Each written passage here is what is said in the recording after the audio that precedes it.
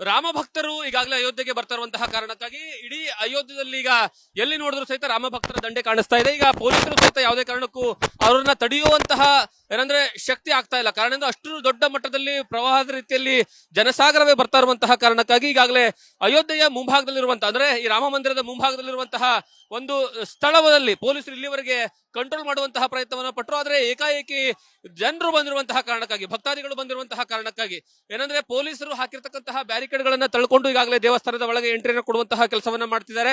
ಏಕಕಾಲದಲ್ಲಿ ಲಕ್ಷಾಂತರ ಜನ ಒಂದೇ ಸಾರಿಗೆ ಒಳಗಡೆ ನುಗ್ಗಿರುವಂತಹ ಕಾರಣ ಬಹಳಷ್ಟು ಜನರು ಬಿದ್ದು ಕೈಕಾಲನ್ನ ಏನಂದ್ರೆ ಫ್ರಾಕ್ಚರ್ ಮಾಡ್ಕೊಂಡಿರುವಂತಹ ಸಂದರ್ಭವೂ ಸಹಿತ ಕಾಣುತ್ತೆ. ಮತ್ತೆ ಪೊಲೀಸರು ಎಷ್ಟೇ ಪ್ರಯತ್ನವನ್ನ ಪಟ್ಟರು ಸಹಿತ ಯಾವುದೇ ಕಾರಣಕ್ಕೂ ಅವರನ್ನ ತಡೆಯೋದಕ್ಕೆ ಆಗಿಲ್ಲ. ಹಾಗಾಗಿ ಈಗ ಪೊಲೀಸರು ಆ ಒಂದು ಏನಂದ್ರೆ ತಡೆಯುವಂತಹ ಕೆಲಸವನ್ನ ಕೈಚಲ್ಲಿ ಕುರಿದ ಹಾಗೆ ಕಾಣಿಸ್ತಾ ಇದೆ. ಯಾಕಂದ್ರೆ ಗೇಟ್ ಎಂಟ್ರೆನ್ಸ್ ಏನಿದೆ ಆ ಎಂಟ್ರೆನ್ಸ್ ಗೇಟ್ ಅನ್ನು ಸಹಿತ ಪೂರ್ತಿಯಾಗಿ ಏನಂದ್ರೆ ಮುರ್ಕೊಂಡು ಹೋಗಿರುವಂತದ್ದು. ಮತ್ತೆ ಅದರ ಜೊತೆಗೆ ನೀವು ಒಳಗಡೆ ಹೋಗ್ತಾ ಇರುವಂತಹ ವಿಜುವಲ್ಸ್ ನೋಡ್ತಾ ಇದ್ರಲ್ಲ, ಏಕಕಾಲದಲ್ಲಿ ನುಗ್ತಾ ಇರುವಂತಹ ಕಾರಣಕ್ಕಾಗಿ ಯಾವ ರೀತಿಯಾಗಿ ಏನಂದ್ರೆ ಸಾಗರೋಪಾದಿಯಲ್ಲಿ ಜನರು ಹೋಗ್ತಾ ಇರುವಂತದ್ದು ಒಳಗಡೆ.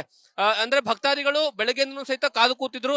ಬೆಳಗಿನ ಜಾವ 3 ಸಹಿತ ಬರುವಂತಹ ಸಂಖ್ಯೆ ಹೆಚ್ಚಾಗ್ತಾನೆ ಇತ್ತು.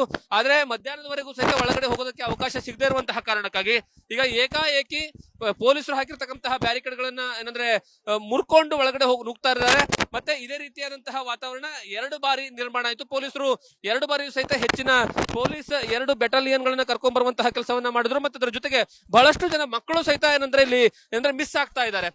ವಿಜುವಲ್ಸ್ ಅಲ್ಲೂ ಸಹಿತ ತೋರಿಸ್ತೀನಿ. ಇಲ್ಲಿ ಏನೊಬ್ಬ ತಾಯಿ ತಮ್ಮ ಏನಂದ್ರೆ ಮಕ್ಕಳ ಜೊತೆಗೆ ಬಂದಿದ್ರು. ಆದ್ರೆ ಅವರಿಗೆ ಒಂದು ಮಗು ಇದೆ, ಇನ್ನೊಂದು ಮಗು ಮಿಸ್ ಆಗಿದೆ. ಮಿಸ್ ಆಗಿರುವಂತಹ ಕಾರಣಕ್ಕಾಗಿ ಪೊಲೀಸರು ಅವರಿಗೆ ಕನ್ವಿನ್ಸ್ ಮಾಡುವಂತಹ ಕೆಲಸವನ್ನ ಮಾಡ್ತಿದ್ದಾರೆ.